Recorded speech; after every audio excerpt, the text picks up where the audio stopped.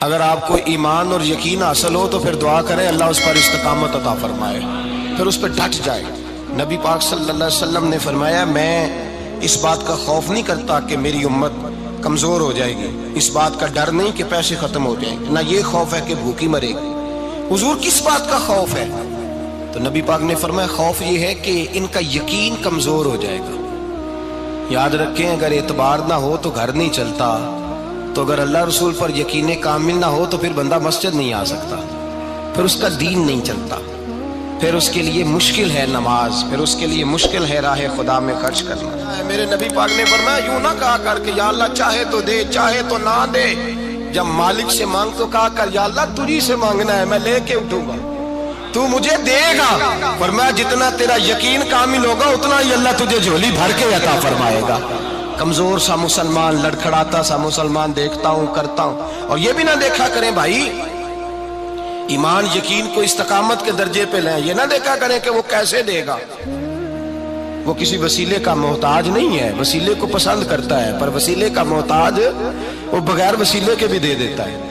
ہر آدمی ماں باپ کے ذریعے پیدا ہوتا ہے، اگر پیدا کرنا چاہے تو جناب عیسیٰ کو بغیر باپ کے پیدا کر دیتا ہے، اگر پیدا کرنا چاہے تو حضرت آدم کو بغیر ماں اور باپ کے پیدا کر دیتا ہے۔ جب یقین رکھیں، یقین قرآن مجید پڑھیے، حضرت موسیٰ علیہ السلام فرعون کے دربار میں کھڑے ہیں، چاروں جانب دشمن ہی دشمن ہے، جادوگر آ گئے، انہوں نے سانپ چھوڑے، حضرت موسیٰ کے ہاتھ میں ڈنڈا تھا۔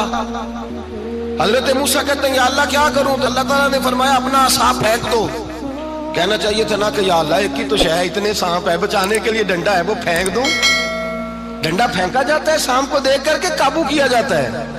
یہ میرا اور آپ کا ذوق ہے نا، لیکن انبیاء کرام کا انداز ملاحظہ کیجئے میرے عزیزو۔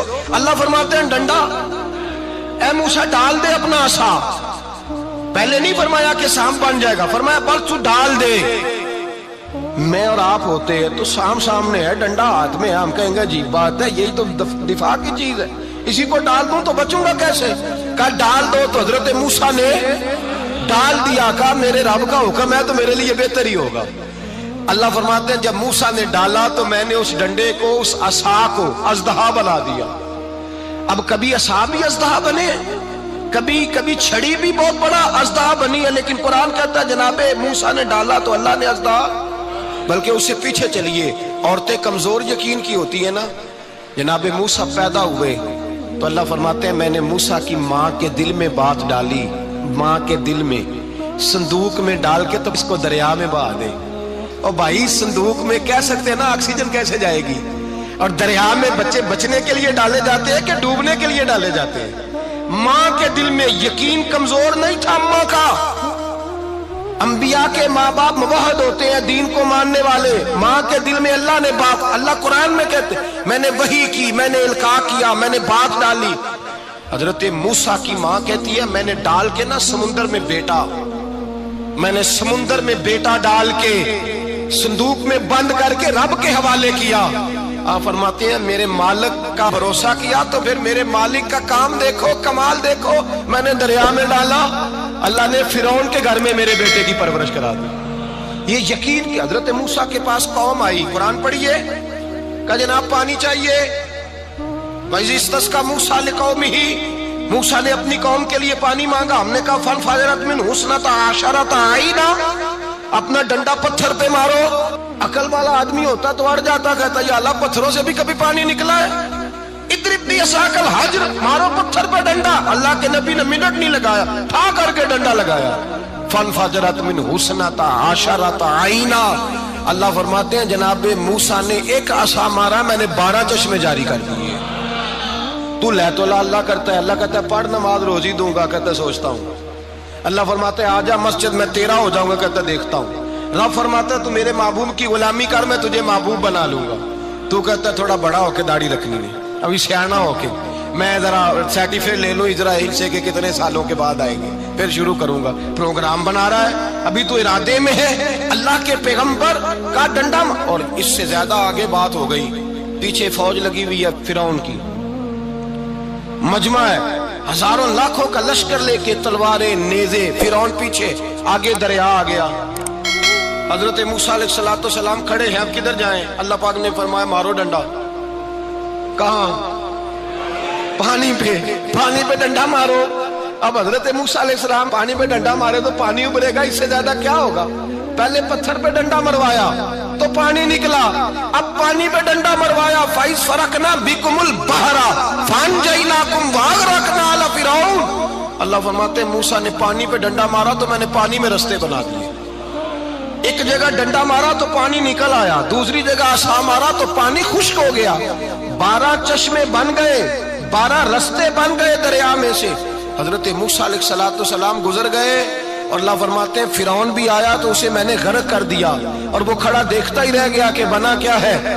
جب یقین کامل نصیب ہوتا ہے، اعتماد کی دولت اللہ دیتا ہے، جب انسان کو یہ انشراح صدر ہو جاتا ہے کہ میری نجات خدا کے حکم میں ہے اور رسول اللہ کے قدموں میں ہے، جب اسے یہ انشراح حاصل ہوتا ہے تو پھر نماز کا لطف آتا ہے۔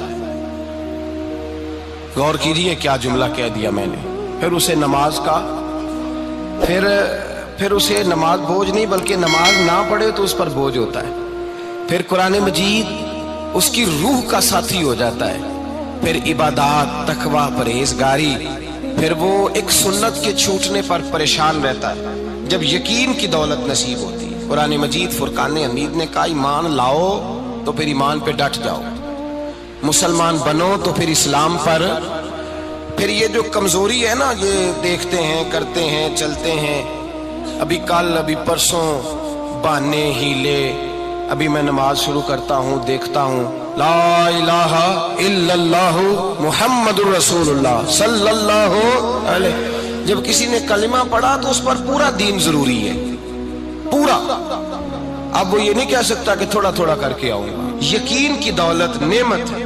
اللہ پاک قرآن مجید میں فرماتے ہیں ان الذین قالوا ربنا اللہ ثم استقاموا، جنہوں نے کہا کہ اللہ ہمارا رب ہے اور پھر وہ اس پر ڈٹ گئے، پھر اس پر وہ کہا تو ڈٹ گئے، کھڑے ہو گئے، نہیں اللہ ہی رب ہے، اللہ ہی دینے والا، اللہ ہی مالک، اللہ ہی ہمارا رازق ہے، رب ہی ہمارا سب کچھ۔ جب ڈٹ گئے تو فرمایا تتنزل علیہم الملائکہ، پھر میں ان کی مدد کے لیے آسمان سے فرشتوں کا نزول فرمایا کرتا ہوں۔ فرشتے کیا کہتے ہیں؟ اللہ تخافوا ولا تحزنوا، غم نہ کرنا، خوف نہ کھانا، وابشروا بالجنۃ التی کنتم توعدون، ہم تو تمہیں اللہ تبارک و تعالیٰ کی اس جنت کی خوشخبری دینے آئے ہیں جس کا رب نے تمہارے ساتھ وعدہ کیا ہوا ہے۔ پھر فرشتوں کا نزول ہوتا ہے، لیکن شرط کیا ہے کہ ایمان لائے، اور پھر ایمان پر پھر یہ نہ سوچے کہ وہ کس طرح دے گا، وہ کیسے عطا کرے گا، وہ میری مدد کس طرح کرے گا، نظام کیسے چلے، ڈٹ جائے، کہے میرے اللہ کا حکم ہے تو میں نے حلال ہی کھانا ہے، میرے رب کا حکم ہے تو میں نے تھوڑے پہ ہی گزارا کرنا ہے، میرے مالک کا حکم ہے تو میں نے اپنی جیب دیکھنی ہے، دوسرے کی نہیں دیکھنی، میرے رب کا حکم ہے تو میں نے اس کی اطاعت میں رہنا ہے۔ جب ڈٹ جائے گا اللہ کے احکامات پر، جب ڈٹ جائے گا تو اللہ فرماتا ہے پھر میں تیری مدد کے لیے فرشتوں کا نزول کروں گا۔ نبی پاک صلی اللہ علیہ وسلم نے فرمایا 2 دولتیں اگر کسی کو اللہ دے دے تو سمجھے اللہ نے اسے دنیا کی سب سے زیادہ دولت عطا فرما دی۔ یا رسول اللہ وہ کون کون سی چیزیں ہیں؟ فرمایا ایک جس شخص کو اللہ نے معاف کرنے کی دولت عطا کر دی، جو معاف کرنے لگ گیا، جس کی طبیعت میں درگزر آ گیا، جو معاف کرنے لگا، غلطیاں معاف کرنے لگا، جس کو ایک دولت یہ مل گئی، اور دوسرا میرے مصطفیٰ نے فرمایا جسے اللہ نے یقین کی دولت عطا فرما دی۔ جس کو یہ 2 دولتیں مل جائیں، ایک درگزر کرنا، دوسرا رب رسول پہ یقین کامل رکھنا، اسے کائنات کی ہر شے مل گئی۔ میرے نبی پاک نے فرمایا جب بھی دعا مانگو خدا سے یہ 2 نعمتیں مانگا کرو، عرض کیا کرو اے اللہ درگزر کی دولت عطا فرما، اے اللہ تو ہمیں یقین کی دولت عطا فرما، ایمان کی قوت اور پختگی نصیب فرما۔ میرے بھائی حضور نے فرمایا مانگ کے لو۔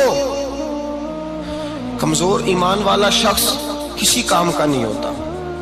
جس آدمی کے ذہن میں شک کا بیج ایک دفعہ جنم لیتا ہے وہ آدمی تو غلام سے بدتر ہے۔ بے کیف سجدہ، روٹھی روٹھی سی عبادت، اس کی زندگی کیفیات سے خالی ہے۔ جس شخص کو پتہ چل جائے نا لوگ میرے مخالف ہیں، اس کا تو سجن رہتا ہی کوئی نہیں۔ اصل بات یہ ہوتی ہے کہ یہاں سوچ بیٹھا ہے کہ دنیا میرے خلاف ہے، مخالفت یہاں بیٹھ گئی ہے، دو بندے باتیں کر رہے ہیں تو پریشان ہے، میرے خلاف ہی لگے ہوئے ہیں، میری ہی بات ہو رہی ہے، کیونکہ اصل تکلیف کہاں ہے؟ اور اگر یہاں یقین کامل ہو گیا نا کہ سارے مجھ سے پیار ہی کرتے ہیں، تو پھر دو بندوں کو بات کرتا دیکھیں گے تو یہی سوچے گا میری تعریفیں کر رہے ہیں۔